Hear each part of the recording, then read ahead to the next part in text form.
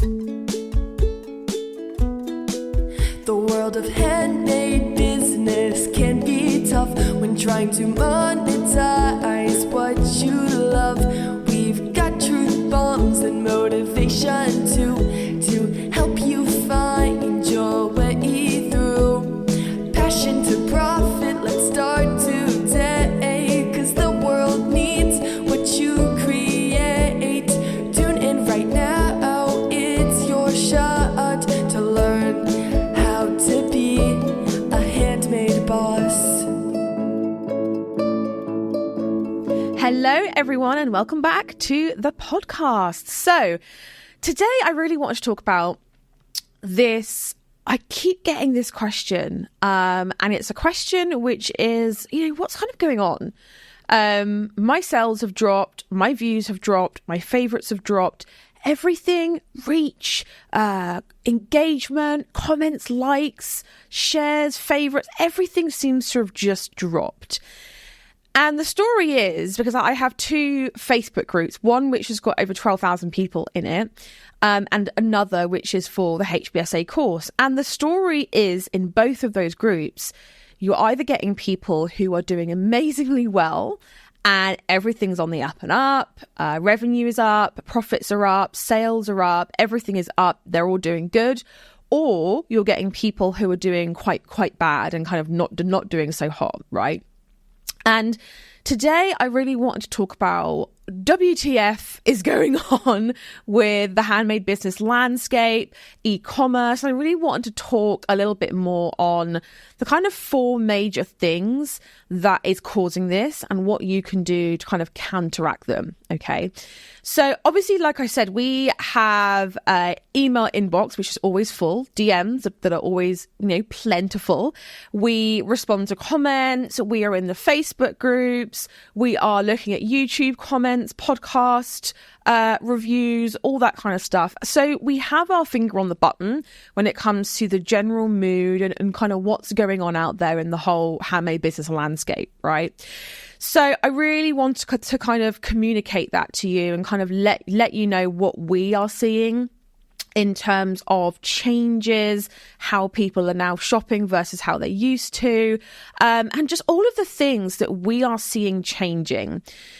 So one thing that I will say is that if you've had a handmade business for, I would say more than 2 years plus, you are going to have to change some things. You're going to have to change some things with regards to how you market, how you create your products, how you are looking at your stats. There's just like a whole bunch of things that, because of these four reasons I'm about to share with you, that are going to require some kind of change.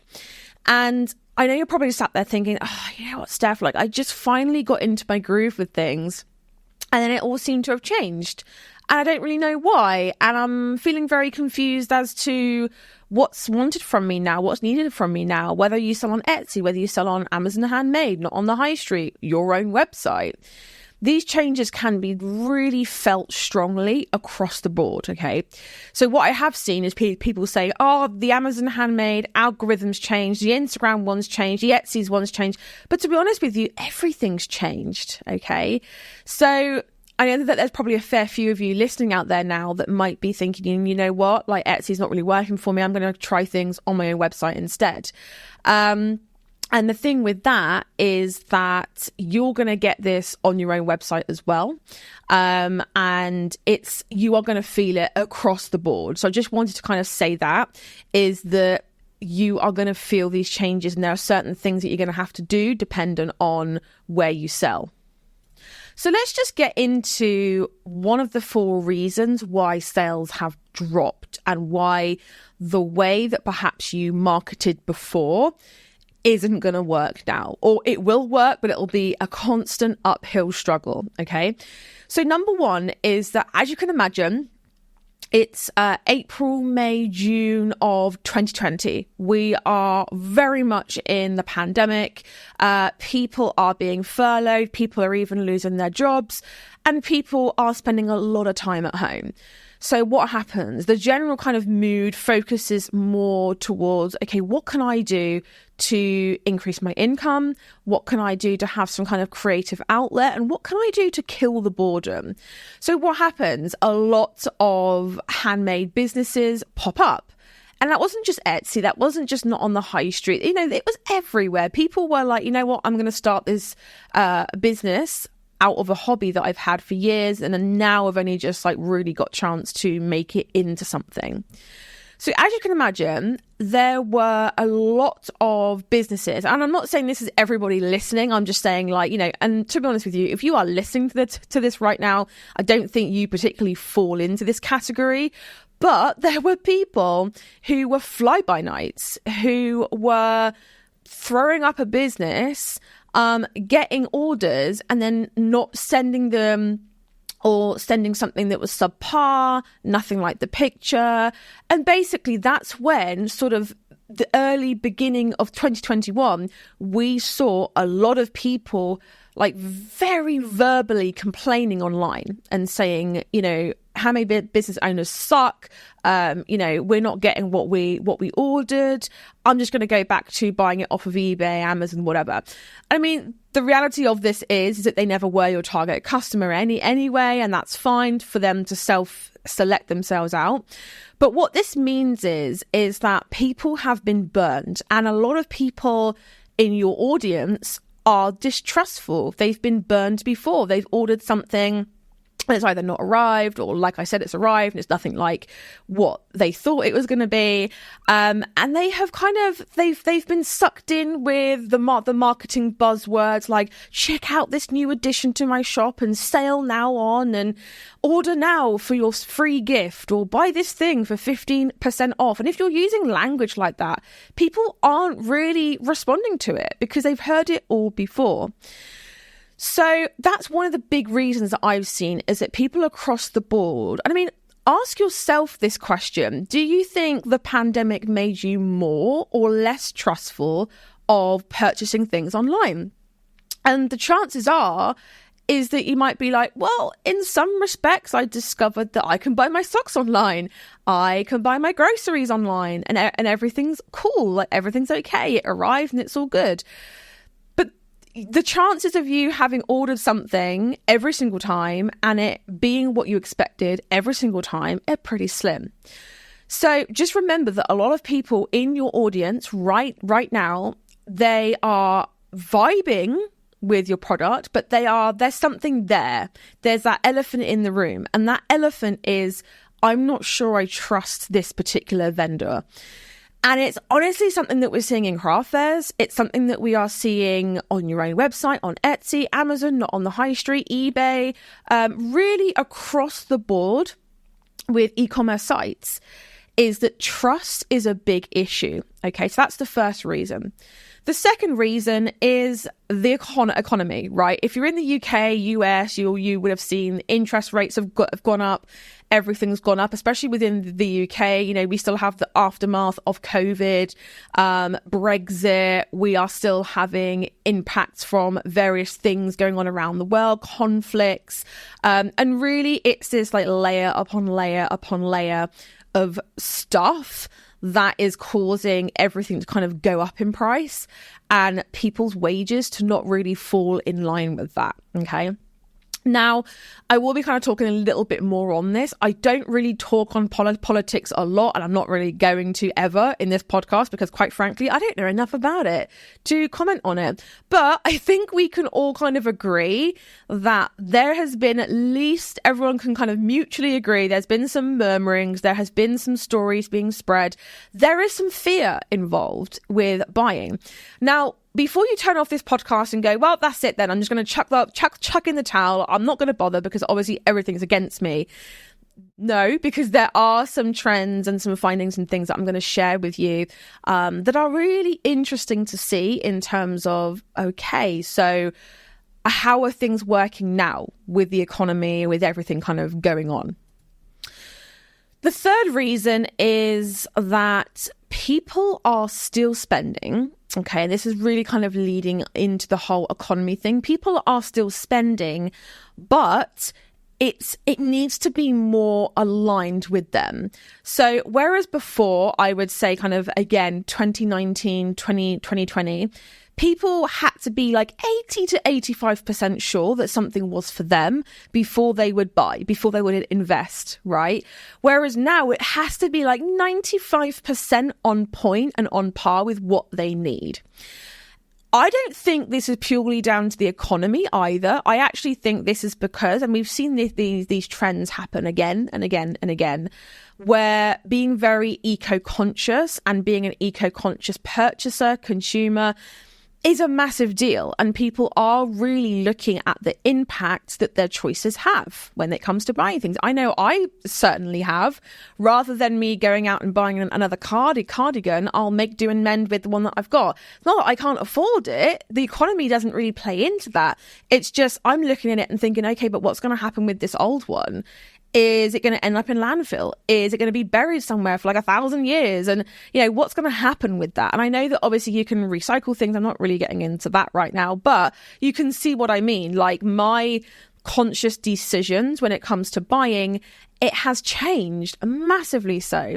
So people have to now be 100% sure. I'd say like 95 really % sure that this is going to be something that they will buy, that they will love, that they will keep, and that will solve their problem/need. Okay. And this is why we are seeing kind of lower end clothes shops and like really just kind of lower end, cheaper end of things stores struggle, because people are looking at the price and saying, that's probably not sustainably made. There's some level of choice playing out in there. Okay.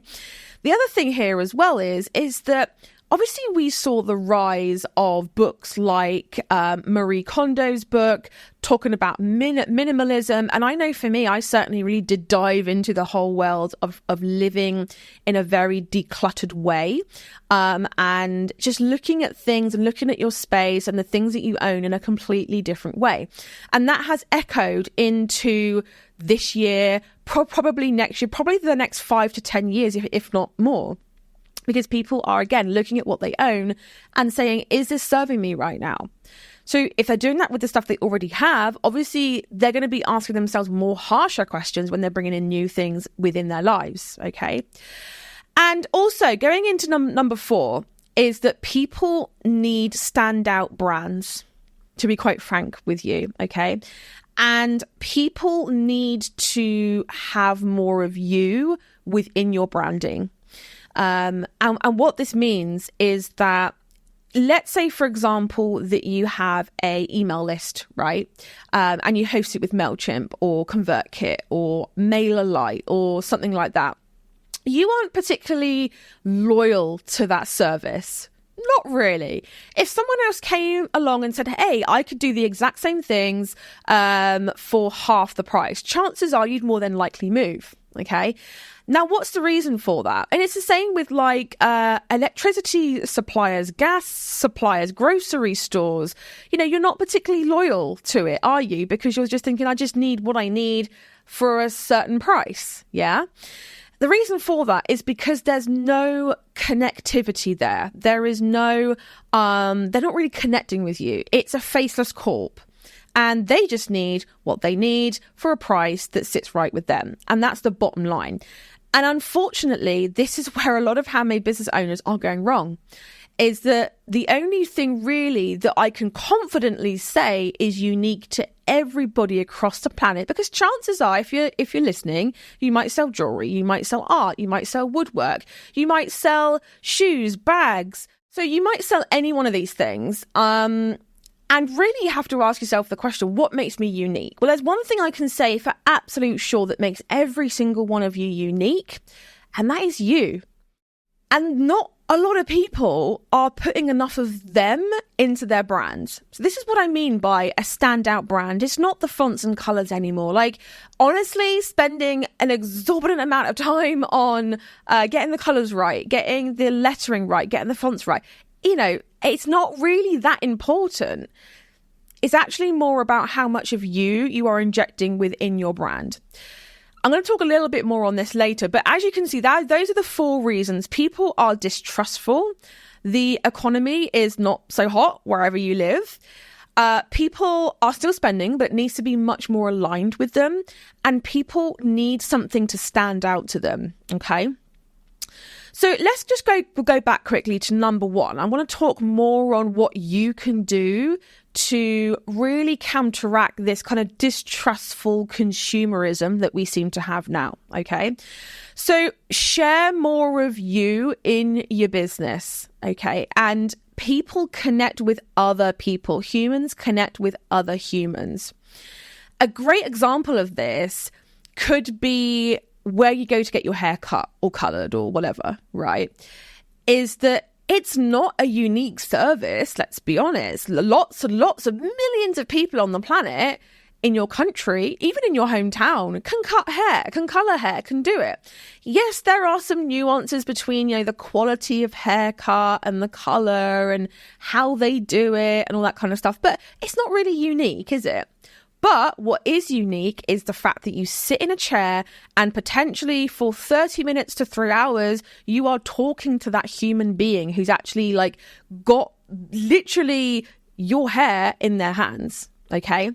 And therefore you get to know them a little bit. You chat to them, you pick up on what's going on in their lives, and you actually vibe with them a lot more than, you would do if you just went in and just got a haircut by a robot and that's it, So it's really looking at industries like that. And the same can be said for coffee shops and, where you go to buy your paper in the morning, if you do still read the newspaper. Is that you go to that same place because you like it, because you like the people, you vibe with maybe the actual landscape of the place itself. But you need to put more of you within your brand, okay? The unfortunate thing is that a lot of handmade business owners don't do this. And they say, oh, I'm really nervous about putting my face on there. I don't want to kind of have to be on a content roller coaster all the time. It's going to be really hard for me to do this, for me to share more of me. And although I would kind of recommend and say, putting your face within your business does build that trust faster, because let's be honest, if handmade bosses, if I never showed my face, if I never went live, if I never showed you more behind the scenes within my life, you wouldn't trust me. You wouldn't even be listening to me now, because you wouldn't know who I was, who I stood for, anything like that. So the same can be said for you guys. And what I'm seeing is people are competing on price and what a product or a service can actually do for you. So they're adding features and benefits and reducing the price. But what you end up doing is you're competing on like for like, literally like gas, electric, groceries, buying your newspaper, your bread, your milk. You're competing on the price only, because there's nothing to make you different from everybody else out there. But when you inject more of you into your brand, your personality, and it almost does become more of like a personal brand, then what makes it unique? You do. And that can be as easy as your USP, your unique selling point. And if you layer that on top of something like a unique process or a way that you create things or a style or a colorway or something else unique about your product, your brand, then you are on to a winner and you will stand out. People will vibe with you, they will connect with you, and they will come back to you to buy. The other way that you can build trust here is sharing more about your product and what people think. So really looking at, okay, how can I share reviews? How can I gain maybe some case studies as to how my product has helped? How can I look into what does my product actually do for real people? Maybe share your expertise, maybe share some hot takes. Look at, okay, how can I share more of me, but also prove that I know what I'm doing? I know what I'm talking about. People love the products. I'm not some fly-by-night e-commerce person who's just going to get the sale and take your money and run off. Really look at sharing what people think of you, how you can help them, and just share again that you know what you're talking about and that, hey, you can be trusted. So let's talk about number 2, which is the economy. So let's be honest, in business and life, there are internal things, internal circumstances, and there are external things, external circumstances. We can't control a lot of the external stuff, can we? We can't control if we have a massive tax bill. We can't really control if the economy takes a downturn. We can't really control if someone, smashes into the side of your car one night when it's parked up. We can't control that. As much as people and entrepreneurs would like to think they can control things, and I am included in this, like I'm such a control freak at times that I drive myself crazy trying to prevent bad things happening, when, let's be honest, we can't. That's just the bottom line. And it's those entrepreneurs that are constantly blaming, and I'm trying to use a nicer word than blaming, but it really is looking at the external and saying, you know what, my business cannot succeed because of this. My business cannot succeed because of that and this and that. Neither any of these things that you can actually control. Okay, so looking outside of yourself for reasons outside of yourself for, just things that give you almost like a valid excuse in your mind for things going wrong. Okay, really kind of take note of that. Internal circumstances is the things that you can control. It's your behaviors, it's your feelings, it's your thoughts. It's all within your world. It's all within your internal universe. Okay. So the economy, as you can imagine, falls into the outside. There's nothing that you or I can do about it. It is what it is. We know that roughly every 10 to 15 years, there is a downturn. There is a slump. You might even call it a recession. Okay. It happens almost like clockwork every 10 to 15 years. Look it up. Literally, you can almost reliably say in 10 years, there'll be another one. Okay. So in our lifetimes, we've probably encountered 1, 2, 3, or 4 of these. So we know the deal. We know that, yes, there'll be downturns, but there'll also be the upticks as well. Okay. So what we can control is how we react to it. Okay. So how have you so far reacted to the whole economy thing? So how I've dealt with it myself is that I've really kind of embraced this. Well, I can't really do anything about the outside world. Okay. So therefore, all I need to know is the bare minimum info that I need to know. The rest of it, the opinions, the scaremongering, the thoughts, the fears, I don't need to know about. So I've opted out of listening to the news. I've opted out of participating in conversations like this. And I've really just kind of boiled it down to, this is the facts, this is the reality of it, and this is all I need to know. The rest of it, I can deal with myself. I can really kind of pivot and change things. Okay. So one of those pivots and changes and I've already done this on some level, but I've really kind of ramped it up, is having an emergency account where every week or every month or whatever, I will put money aside with the intent of building up 3 to 6 months at least of business operating expenses. So that if money was to completely dry up, if sales were to completely stop, if everything was to just go overnight, I would still have enough money and enough breathing space for me to continue to run the business and try my best to tweak and change things to start getting the sales in, right? To ride out any slumps. And this is something that I would really recommend that you guys do, just purely because it takes that pressure off and it really just enables you to run your business with a lot less stress. And, you're not having this kind of desperate energy come across within your marketing, within anything that you do really, because people do pick up on that. And I've certainly seen some handmade business owners that I have followed that have ended up being like, oh my God, I need sales here, have everything for a very small price. And there's no kind of rhyme or reason for it, but it's really turned me off as a buyer because I'm like, ooh, I'm not really sure about that. I don't know why. I just can't really put my finger on it, but it turns me off. It's kind of like going on a date and having someone there who's like, oh my God, like, please will you do this and please will you do that? You are a bit like, not really sure about this, you know? So also take advantage of, and I've done this myself. So when the Black Friday offers were on, I have softwares that I use within my business and tools and all that are paid. That every single month I'm like, okay, I'm having to pay this out every single month. So when Black Friday came around, or when they run like a sale, I get in contact with them and say, hey, how much would you be willing to do if I paid annually for this? Or if I took a couple of like features off?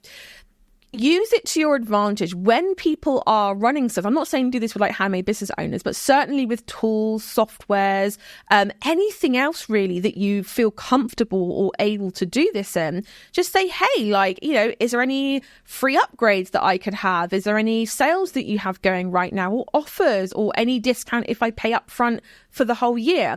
And I did this. I literally saved myself like £1,300 a month just by doing this. And why were people running sales? Because the economy had taken a bit of a downturn. They needed to boost things up. So really look at that and almost kind of say to various people, hey, is there anything you'd be willing to do in exchange for this? Or, is there any wiggle room on price, So let's now look at number 3.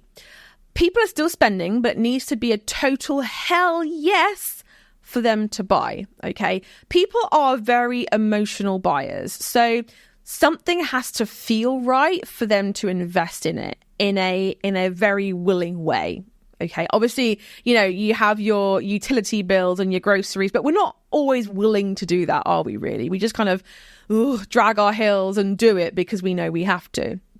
So obviously we don't want to be that when it is coming to people buying things like jewelry or art or woodwork or whatever, right? So this is where segmenting your audience down and having a very specific target market. A lot of people will say, "Oh, I don't want to push out certain people within my audience. I don't want to make things too narrow because then naturally that would make my sales narrow, right?" And the answer is no, because when you are being very specific and talking to a specific target audience, the people that you have left are hell yes, customers. They are people that are going to be super profitable for you right now because the offers that you present to them, the marketing that you present to them, the brand that you present to them, the content that you present to them is going to be much more aligned. So this is why we are seeing people who are gift shops and generalists really struggle the most, because people need to be, like I said, more aligned. It used to be like 80%. Now it's like 95% to 100. It has to be a hell yes, a full body hell yes for them to purchase. So take advantage of that. Say, you know what? That fits in with me. I am going to create more of a hell yes target audience. So revisit that. Look at who it is that you serve. Look at who are your best customers, who are buying more than one thing, who are coming back to you over and over and over again, who are more than likely going to come back to you later when you release some new products. These customers are going to be the most profitable for you in sales slumps. They are going to be the customers that you really want to get within your world. You want to nurture them. And this also does feed into being consistent, because how can someone be a hell yes customer if you haven't posted anything on your home hub for 2 months, for 3 months, for 4 months? People honestly need to see you more and more and more and be reminded that you are there.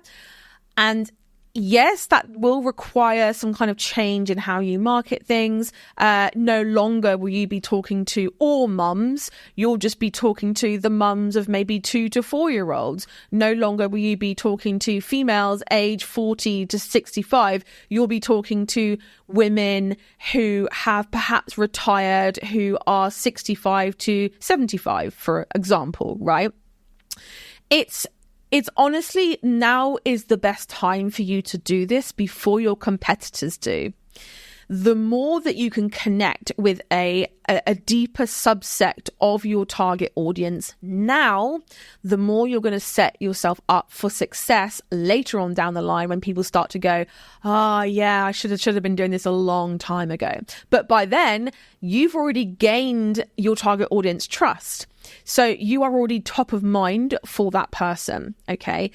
It really only takes 100 true fans for you to create recurring £5,000 a month, £10,000 a month. It really only takes 100 people who are so connected with you for that to happen. And always remember that, okay? It doesn't matter about the amount of followers you have, the amount of email subscribers you have. It doesn't matter. It's really about connecting with those true fans, okay? So let's talk about number 4, which is people need standout brands, okay? So what is the difference between you and other places that your customer buys what you sell? Again, that can be anything. It can be soaps, it can be bath bombs, it can be face masks, it can be jewelry, it can be art, it can be crochet, it can be baby clothes, it can be anything. What is the difference between you and competitors that are close to you? And be honest with yourself, because if you can't answer this question, then neither can your target audience. And that is a problem. Okay. And it's a big problem, because no longer are people just being like, you know what, I like this thing, I'm just going to buy it. Like I mentioned before, people are still spending money, and they are. I promise you, they are still spending. Okay. And if you need proof of this, you only have to go on to the Etsy income reports for one, but also get your head into my Facebook groups, because you will see people posting their wins and say, yes, it's been amazing. And you'll also see people posting the downturns and the things that aren't doing so hot. Okay. So the difference is, and a big, if you can't think of anything right now, I want you to just lean into this one thing. And the difference is you. So what is the one thing that makes you different to everybody else? It's you. It's the way you are. It's your personality. It's your thoughts. It's your feelings. It's your style. It's how you talk. It's how you story tell. Everything is to do with you. And you are the unique thing within your business. There are thousands of people that do what you do, probably hundreds of thousands, maybe even millions of people that do what you do. They make what you sell, and they might even make it and sell it in the exact same way as how you do it. But the only unique thing here at the moment is you. And the only thing I want you to even consider right now is you. So injecting more of you into your business is vital. And I really think that we are going to see a rise of makers having almost like a personal brand attached to their business. It's certainly something that I've seen. Obviously, I am Steph, as you might know. My brand is Handmade Bosses. It's also my jewelry brand. But people are now Googling my name. And I'm not doing this because I'm vain and I Google my own name. I, Google Handmade Bosses and kind of see where I'm sitting in Google search results, like probably once every 6 months. And literally my team said to me the other day, they're like, Steph, do you know that like your name is being searched on Etsy, on YouTube, on all these places more than the Handmade Bosses name? And that is the first time in 5 years that has happened. So what that means is that people are vibing with me now. And it's why we are doing more in terms of content with just me, just talking, just turning on the mic, turning on the camera, and just doing a bit of a riff for 20 minutes or so. It's why we are seeing a decline of faceless, ridiculously scripted content people are not vibing with.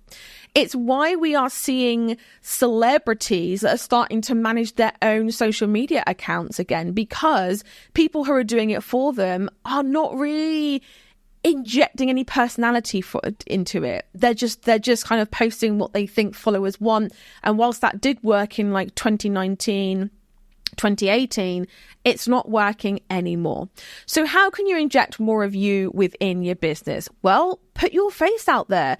Show people the coffee shops that you go to, the groceries that you bought this week, what you're up to over the weekend. And by the way, guys, please don't stop posting just because it's a weekend. I get my biggest reach Saturday, Sunday, and I'm not posting anything businessy on those days because I'm not working. But I am posting what we're doing in the garden over the weekend, what restaurants we're going to, what my favorite food is, if I'm making a coffee, what that looks like, me putting on makeup and getting ready to kind of go out for the day, me going to the zoo if I do one. And I think if any of you have been following me for like 6 months, maybe, you'll know that I do like to frequent a zoo or two. I love zoos, wildlife parks more so. And I love animals. I love my garden. I love coffee. I love food. I like doing stupid little like outfit of the days where I'm really kind of like riffing on this whole like, I don't know, weird influencer thing that people do where they're like, my cardigan's from here, this is from there, and I kind of like almost take the mickey a little bit, but in my own way. And people will also know that I just like to talk about random crap. And the reason why you know this is because I've just been very authentic. I've just posted when I want to post. I've spoken about things and truth bombs of the day and issues and all these kinds of things just on stories, reels, grid post content, Facebook group stuff. I've just been very, very real. And that is honestly all it takes. It's just for you to say, hey, you know what? I'm going to, this week or this month, I'm going to commit to going on stories or doing a live or two, maybe even, and just talking about my day, just talking about the lessons I've learned, just talking about my business journey, talking about what I like, talking about, you could do like ask me anythings or Q&As or anything like that. Just any way where you can really get yourself across to the people who are waiting on the other side. They are waiting for you to come at them and say, I'm different. Like I'm not like your average Joe jewelry shop where I can go and get a necklace. Yay, lovely, but I'm different. Okay.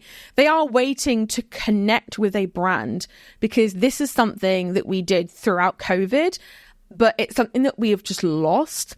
And unfortunately, what it means is that if you are posting things that haven't got anything to do with you, you're not injecting any of your personality, your personal brand into it, you are going to get lumbered into this mass, this hole, this dustbin filled of disposable, faceless brands, which I know sounds harsh. And I know it probably sounds like, wow, this is a lot here. But it is something that we are going to start to see more of. And it is really what separates people who are going to win and people who are unfortunately just going to see decline after decline after decline. Now, I'm not saying this to like scaremonger you or say to you, oh my God, you have to do all this stuff. Take what you want from this and leave the rest. But I just really want you guys to be aware that these are 4 major things that we have seen. And honestly, I don't think they're going anywhere. I think these are buying trends that we are going to see kind of solidify themselves into the latter end of this year, next year, the year after. Okay. So, guys, I really hope that you enjoyed. I don't know if enjoy is the right word for this, but I really hope that you got some truth bombs from this, and I hope that you got some aha moments from this as well. Don't forget to DM me. Let me know what was your biggest aha moment. And please, a big favor to me would be if you could leave a review for this podcast on Apple Podcasts. That would be awesome. And it just helps us to reach more people like you and help people like you to succeed with their handmade business, because the world really does need those special creations that only you can bring to life. And on that note, I will see you or hear you or speak to you in the next one. Bye, everybody. Thank you so much for tuning in to How to Be a Handmade Boss. And if you're eager to boost your Etsy sales within just 7 days, then be sure to join my most popular free training at handmadebosses.com/conversion. You can also find the link in the show notes as well. Keep an eye out for our next episode where we'll be continuing our journey towards handmade business success together. And until then, keep crafting and stay inspired, because the world really does need those special creations that only you can make.